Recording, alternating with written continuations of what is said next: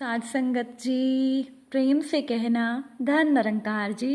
एक नई साखी के साथ स्वागत है आप सभी का आपके ही अपने चैनल पर। तो चलिए आज की ये साखी सुनते हैं। साध संगत जी, पुरानी बात है। एक गांव में एक ब्राह्मण परिवार रहता था। पति पत्नी और उनका एक छोटा सा शिशु था। उनके घर में तुलसी जी का पेड़ था। भगवान शालिग्राम जी की पूजा होती थी। पत्नी आज्ञाकारिणी थी और पति पत्नी की रुचि का आदर करने वाले थे। दोनों में धार्मिकता थी। अपने अपने कर्तव्य का ध्यान था। भगवान की दया से उनका बच्चा भी हो गया था। दंपत्ति सुखी थे। परंतु कहते हैं ना कि दिन तो बदलते रहते हैं। सूर्य का प्रकाशमय दिवस सहसा से दुख की निशा के रूप में बदल जाता है। मनुष्य हमेशा सोचता है कि मेरा जीवन सुख में ही बीतेगा, ये आनंद के दिन कभी पूरे ही नहीं होंगे, इस प्रेम मदिरा का नशा कभी उतरेगा ही नहीं, जीवन भर इसी में ही रहेंगे। परंतु विधाता के विधान से बात बिगड़ जाती है। उनके गांव में एक बार जोर से हैजा फैला। देखते ही देखते ब्राह्मणी काल के कराल गाल में चली गई। ब्राह्मण दुखी हो गए। मात्रहीन शिशु की भी बुरी हालत थी। कुछ ही दिनों के बाद ब्राह्मण भी हैजे के पंजे में आ गए और अपने छोटे से 2.5 साल के बच्चे को छोड़कर ब्राह्मण की भी मौत हो गई। अब जी तो बच्चे में अटका था, परंतु मृत्यु की अनिवार्य शक्ति के सामने किसी का भी बस नहीं चलता। गांव से बाहर एक साधु रहते थे। वो पहुंचे हुए थे। न जाने उन साधु के मन में कहाँ से प्रेरणा हुई। ममता के उस पार वो गांव में आ गए और वो साधु बाबा उस छोटे से शिशु को लेकर अपनी कुटिया में आ गए। बड़ी ममता से उन साधु ने 1000 माताओं का स्नेह उस शिशु पर उड़ेल दिया और उसे पालने लगे। उनका प्रधान काम ही हो गया बच्चे को नहलाना धुलाना, खिलाना पिलाना और बच्चे की देखरेख करना। अब भगवान की लीला देखिए कि उन महात्मा जी की कुटिया एकांत में थी। कुटिया के नीचे ही नदी बहती थी। चारों ओर मनोरम वन थे। बड़ा अच्छा वातावरण था। संसार के काम क्रोध लोभ असत्य हिंसा वहाँ पटकते भी नहीं थे। खान पान में भी पवित्रता और सादगी थी। सोने उठने और आहार विहार के समय और परिमाण निश्चित थे। सबसे बड़ी बात तो ये थी कि वहाँ दिन रात भगवान की चर्चा होती थी। शिशु भी उसी वातावरण में बड़ा होने लगा। संत की कुटिया के शुद्ध वातावरण और सत्संग के प्रभाव से उस बालक के जीवन में कोई दोष तो आया ही नहीं। बुरे विचार, बुरी भावना और बुरी क्रियाओं से मानो वो बच्चा अपरिचित ही रह गया। महात्मा उसे पढ़ाने के साथ साथ ही परमार्थ की साधना में भी लगाए रखते थे। ना जाने उन साधु का उस बालक से पूर्व जन्म का कोई संबंध था या ये भगवान की प्रेरणा थी। महात्मा जी अपनी सारी साधना, सारा ज्ञान उस बालक के निर्मल हृदय में एक ही साथ उड़ेल देना चाहते थे, जिसका परिणाम ये हुआ कि 16 वर्ष की उम्र में ही वो बालक एक महान साधक बन गया। अहिंसा, सत्य, प्रेम और संयम उसके स्वभाव बन गए। भगवान की भक्ति का स्रोत उसके अंदर से फूट निकला और वो सभी को पवित्र करने लगा। अब सबका समय इस धरती पर निश्चित है। महात्मा जी के जीवन की अवधि भी पूरी हो गई। वो संसार को छोड़कर हंसते हंसते भगवान के परम धाम में चले गए। वो बालक फिर से निराश्रय तो हो गया, परंतु महात्मा जी की कृपा से उसे कोई शोक नहीं हुआ। भगवान का विधान उसने मान लिया बड़े ही शांत हृदय से। महात्मा जी उस बालक को रंगनाथ कहते थे, इसलिए उसका यही नाम प्रसिद्ध हो गया। वो दिन रात भजन ध्यान में लगा रहता। भगवान की कृपा से उसे जो कुछ मिल जाता वो उसी में गुजारा कर लेता। उसके जीवन का एक एक पल भगवान की सेवा में लगा था। उसके तप और तेज की ख्याति दूर दूर तक फैल गई। लोग उनके दर्शनों को आने लगे। उन्होंने दिन भर में 1 पहर का समय ऐसा रख लिया जिसमें वो लोगों के साथ भगवत चर्चा करते थे। शेष सारा समय वो एकांत में ही बिताते थे। अब एक बार की बात है कि एक दुखी मनुष्य रंगनाथ जी के पास आया और उस मनुष्य ने एकांत में उन महात्मा जी को अपना दुख सुनाया। दुख था धन की कामना का। रंगनाथ जी को उसके दुख से दुख अवश्य हुआ, परंतु उन्होंने अपने मन में कहा कि ये तो भूल से ही इतना दुखी हो रहा है। धन में सुख होता तो जिन लोगों के पास प्रचुर धन है उनका जीवन तो सुखमय होना चाहिए था, परंतु वो भी तो दुखी ही देखे जाते हैं। दुख का कारण तो है अज्ञान जनित असंतोष।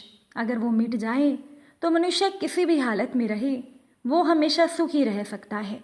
रंगनाथ जी ने उसे समझाने की कोशिश की और बड़े ही प्रेम से उसको सारी बातें बताई, परंतु उस मनुष्य को संतोष नहीं हुआ। वो कहने लगा, महाराज आप एक बार अपने मुख से कह दें कि मेरे खूब धन हो जाएगा, बस मैं कृतार्थ हो जाऊंगा। रंगनाथ जी ने कहा, भाई पहली बात तो ये है कि मेरे कहने से क्या होता है। दूसरा, जब मैं प्रत्यक्ष देखता हूँ और अनुभव करता हूँ कि अधिक धन से तुम्हारा दुख बढ़ेगा घटेगा नहीं, तब मैं यदि सचमुच तुम्हारा भला चाहता हूँ तो तुम्हें वो मिले, ऐसी इच्छा मैं क्यों कर सकता हूँ।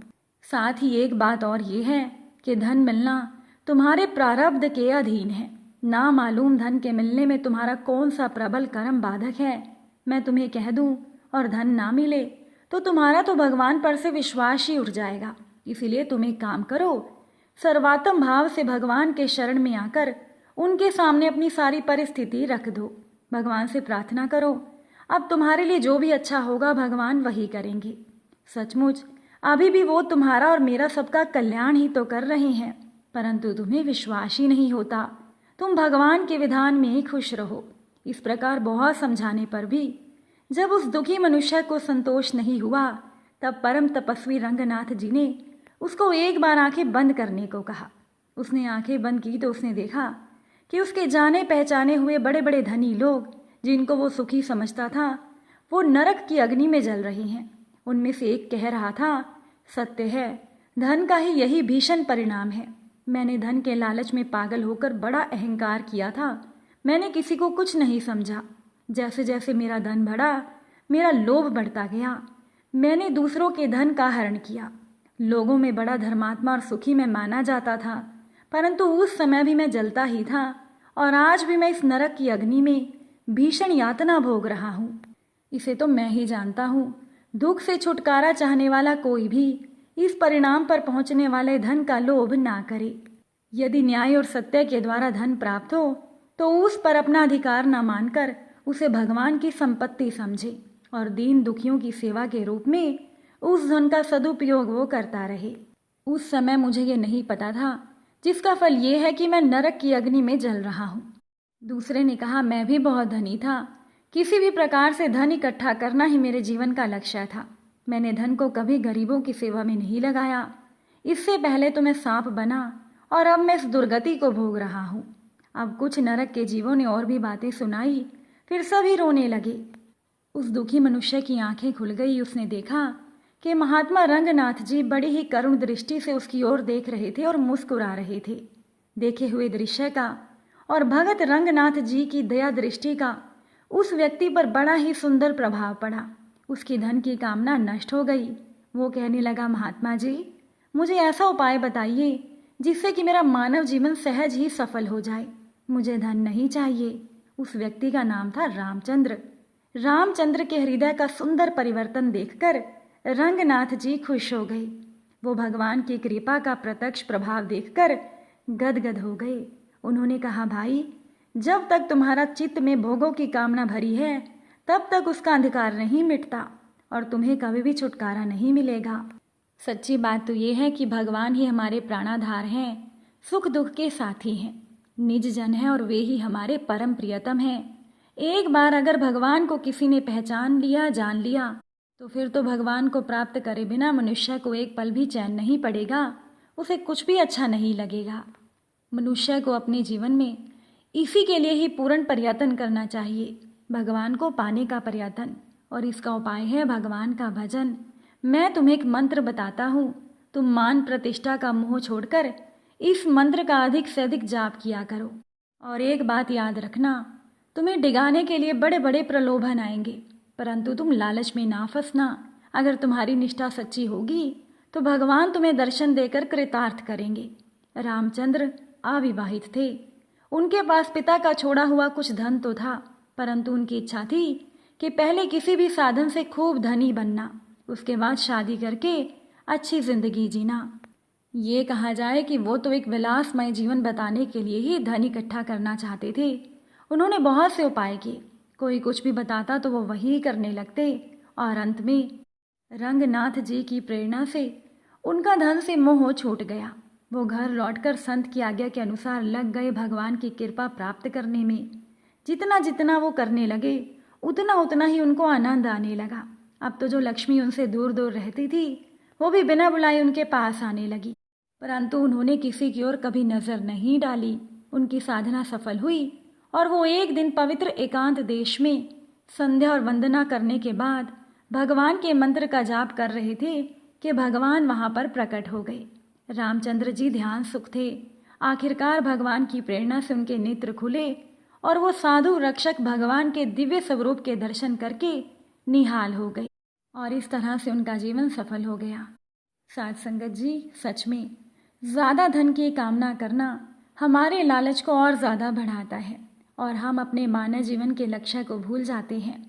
हमें ये मानव जीवन मिला है परमात्मा को पाने के लिए, तो हमें भी अधिक धन की लालसा नहीं करनी चाहिए और अगर हो सके तो हमें अपने धन को गरीबों की सेवा में और परोपकार में ज़रूर लगाना चाहिए। अगर आज की ये साखी आपको अच्छी लगी हो तो वीडियो को लाइक और शेयर ज़रूर कीजिएगा। आप सभी से फिर मुलाकात होगी नई साखी के साथ। साध संगत जी, प्यार से कहना, धन निरंकार जी।